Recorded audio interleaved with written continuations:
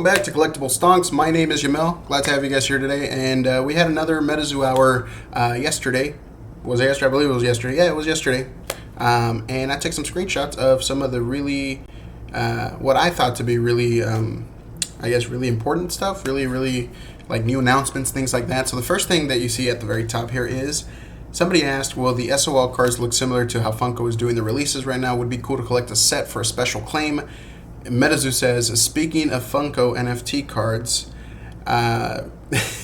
so for those of you guys not in the Funko game, Funko actually started doing Funko NFTs, and the way those work is you get a digital version of a Funko Pop with only the rarest versions being redeemable for an actual Funko Pop.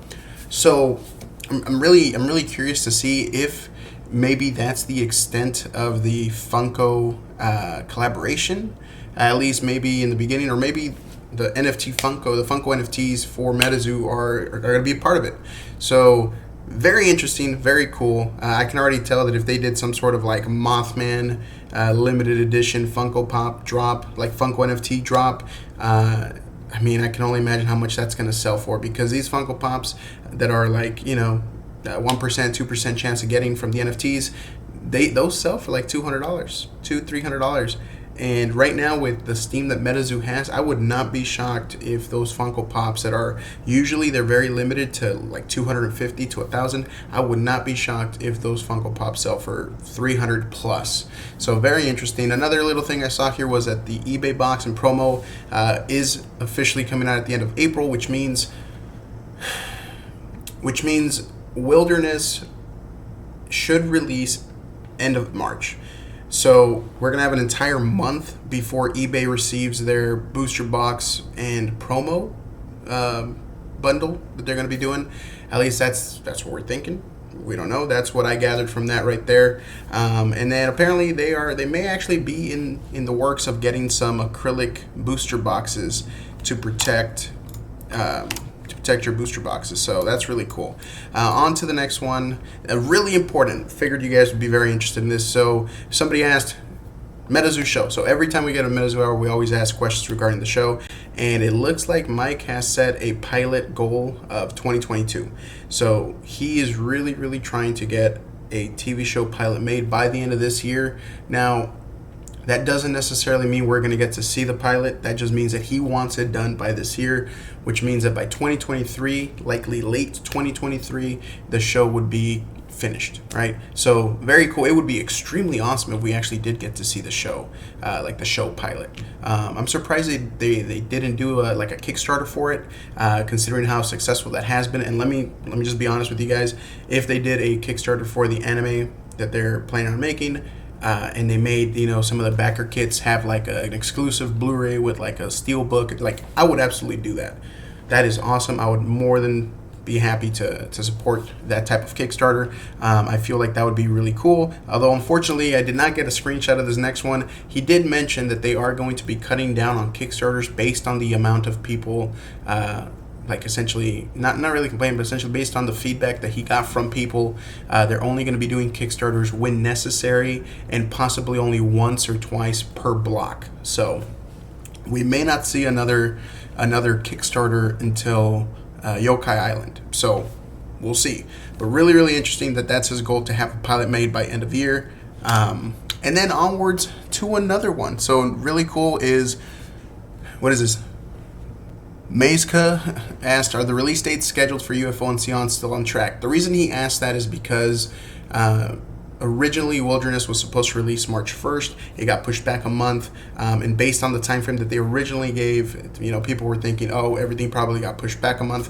According to Mike, everything is ahead of schedule, which is awesome. That's really good to see, which means UFO will likely still launch in July. I'm pretty certain that's going to be one of the most like sought after sets, because people love aliens, people love, you know, otherworldly beings, things like that. I see this being a really big drop for Metazoo. That should also coincide with GameStop starting to stock Metazoo products, so it's really cool, really awesome. What else? So that's that. All right, so this is a big one. So this is in relation to the second edition or actually possibly the first edition. It's first edition. Well, is it first edition? Yeah, it should be first because they're going to be selling. So, Wilderness, starting with Wilderness, Walmart is getting first edition blisters, things like that. Basically the same type of Walmart boxes that you guys saw for second edition, but now with Wilderness. According to Mike, it has been confirmed the packs that we get for Walmart is going to be coming from the overall allocation of the booster boxes. So it's not like the booster boxes have, what is it, like 70,000 booster boxes here in the US. It's not like they're making more packs specifically for Walmart. It's only 70,000 booster boxes worth of packs. Now, here's what I've heard, and this is what I've seen. So allocations are low, right? So a lot of people ordered Wilderness. Everybody's hyped for it, and some people aren't getting full allocations for the product. I did manage to get my allocations somehow, considering I'm a new account, but I did manage to get my allocations for Wilderness. But I've seen a lot of people say that they're not getting nearly the amount that they were wanting. And I think it has to do with the fact that Walmart specifically asked to add more Wilderness to their order, considering how successful the second edition product was after a week or a few days. Oh, sorry about that. I had to get something real quick from the front door. Anyways, so due to the success of the second edition product, Walmart actually ordered more Wilderness product. So I can only imagine how that affected allocations, considering that all these packs are only coming from booster boxes. So maybe spell books and all this other stuff will be fine, but booster box allocations are going to be low. I think they're going to be low. I can't say that for certain, but considering that Walmart did up their order, I mean, let's be honest. As a company, Mike wants to make sure that, Metazoo is available for everybody at an affordable price. And what better way than to get more eyes, to get more people to know what your product is, other than putting it out at Walmart. So obviously, these big box retailers will have priority, at least from, possibly. I don't want to just say that 100%. Walmart may possibly have a priority at the moment. That may be different down the road. That could be different right now. I could be completely wrong about that, but you can't deny the power of Walmart. It is what it is. They're going to want to give Walmart allocations as much as they can. Of course, they also have a certain set of LGSs that they've teamed up with that are part of the Metazoo Direct. So that's really cool, but really, really interesting that they're using booster packs from booster boxes specifically. So just keep that in mind. Oh, and there's another thing down here. So Metazoo X Fortnite. It's confirmed. I think it's confirmed. We haven't heard nothing. Maybe he's just saying yes that he wants it. But Metazoo may do a collaboration with Fortnite. If they're trying to do a video game, I think that's a smart collaboration that gets people excited for it. That gets people to know what Metazoo is. And let's be honest, guys, Fortnite is played by a lot of kids, lots of teens, lots of adults, millions and millions of players worldwide.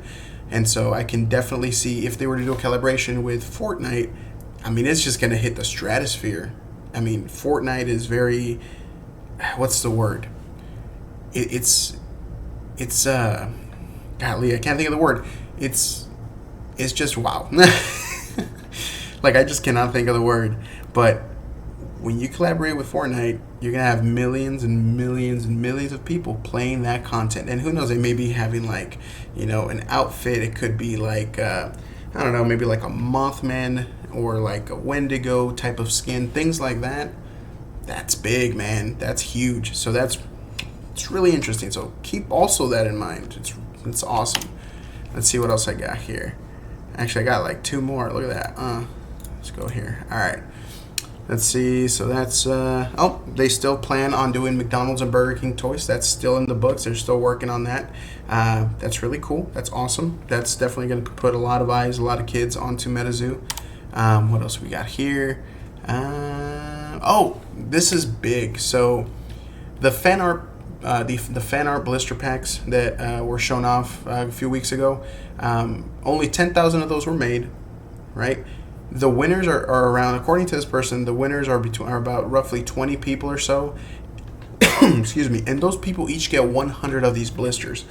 Now, the question that this person asked was, hey, are those included inside the 10,000 print run, or are they separate, right?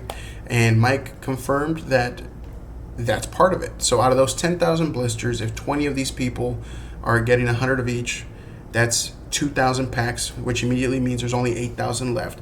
And then whoever actually participated in this art contest will get 5 of the blister pack arts.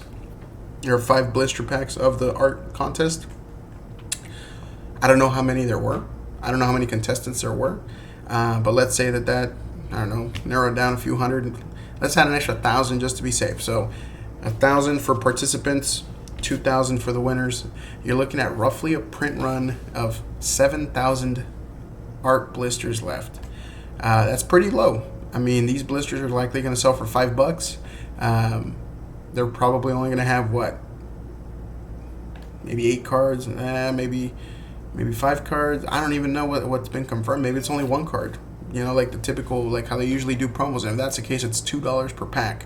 So those 7,000 are not going to last. And to be honest with you guys, a lot of those fan art contest cryptids, they're awesome, man. We're going to want to keep them. We're going to want them.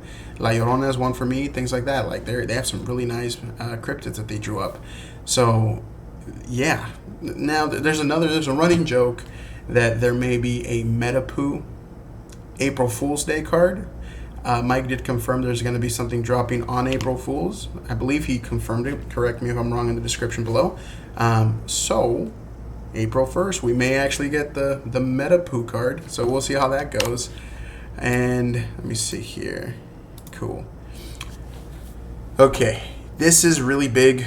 Really, really, really big. I think this is probably the biggest of all, possibly. Mike has confirmed that there will be transformations of beasties or characters to show power increase, aka evolution, like Pokemon does. How that's going to be done, we've yet to see. But the fact that they are already thinking about powered up transformations, evolutions, whatever it is they're going to call them, maybe updated contracts.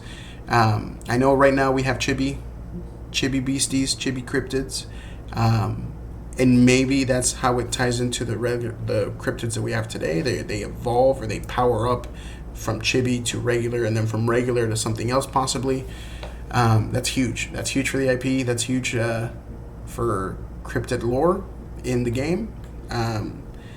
Because who knows? Are they going to be using like Mothman inspired stories for the evolution of Mothman? Are they going to be using, for example, throughout history we have several cryptids that pop up, and each one has a slight variation of it. Some people add more things to it. Like, is that how they're going to be using these power-ups? Are they going to be taking us let's say a cryptid that was known in Egypt and all over the world, and then pick one of the variations as a powered up form, and that would kind of explain how all these different civilizations saw these cryptids as, like that would be really interesting if they did that, if they took like an alternate form of sorts from throughout history and then kind of built upon that to increase its power of the base beastie. So like instead of a regular Mothman or something, we'd have like an ancient Mothman, and that would be like the powered up ancestral form. Really interesting. Can't wait to see what's in the works with that. So that's really, really big. And then finally, in regards to the alpha for the video game, which it has been confirmed the game for the online trading card is separate from this project. So the official video game that Metazoo is developing, he is really, like Mike is really wanting to have an alpha by the end of 2022. Very interested to see how this is going to be like. He did mention earlier in the Metazoo Hour, and I just forgot to screenshot it, he did mention that for the video game, he is likely going to be doing a video game every block, right? Which means I'm assuming every few years he would be releasing another game, a sequel in a sense, with possible variations of the, like for example, if we get a Cryptid Nation video game, he may do like spin-offs of Cryptid Nation, whatever that may be. And he has also mentioned that he's wanting to do an MMO. So I'm really curious to see how they're doing it. Now here's the thing, and you guys can call me crazy. I noticed that they're doing 2D animation, 2D, it looks like a 2D side scroller, right? Like old school. Pokemon, you know, things like that, Mario. Now, the fact that he said MMO kind of planted a seed in my head. You know, there are. I'm sure you guys have heard of Nexon, right? Maple Story, right? When I was a kid, I used to play Maple Story a lot. It was my first MMO that I've ever played. 2D side-scrolling animations, and that 2D art of the game that Mike has shared looks very, very similar to some of the stuff that Maple Story and Nexon have done. I mean, it may be a reach. It could just be that I'm reaching at that MMO aspect and the fact that it's 2D. But let me tell you guys, if that's the case, they did say it was a big developer that was behind it, which just kind of goes to show you, you know, like maybe this could be that type of game, like a Maple Story inspired game, 2D side scrolling with bosses, and you get to catch you know, cryptids of some sort, or you get to contract them, you get to fight cryptid bad guys, you know, things like that. But I don't know, maybe I doubt it, but I don't know, it planted that seed in my head when I saw the animation that they've shared of the sprites, and the fact that he has plans of hopefully making the game an MMO, or that's the plan. The plan is an MMO for the game. I felt like, you know, Nexon doing a 2D side-scrolling MMO in Maple Story may already have a lot of assets that could be used in the Metazoo game, right? Or maybe it's going to be like a Metazoo collaboration with Nexon. I mean, who knows? Like a Maple Story x Metazoo, since I know Maple Story has done several collaborations with like Sword Art Online and some other stuff. Who knows? It could be that. It could just be that the MMO aspect of it is going to be a collaboration with like Nexon or something. But we'll see. I mean, let me know what you guys think down below. I think that would be pretty sick if it was like a 2D side-scrolling MMO-inspired game like Maple Story was. So, anyways, that I think does it. Yep, that's it. So that's it. That's what I got for you guys. Thank you guys for checking out the video. Let me know what you guys think. Let me know if you think what you thought about this Metazoo. Lots of really good nuggets of information, like I usually say. And I can't wait for the next one. Really, really excited to know more. So see you guys later. Appreciate y'all.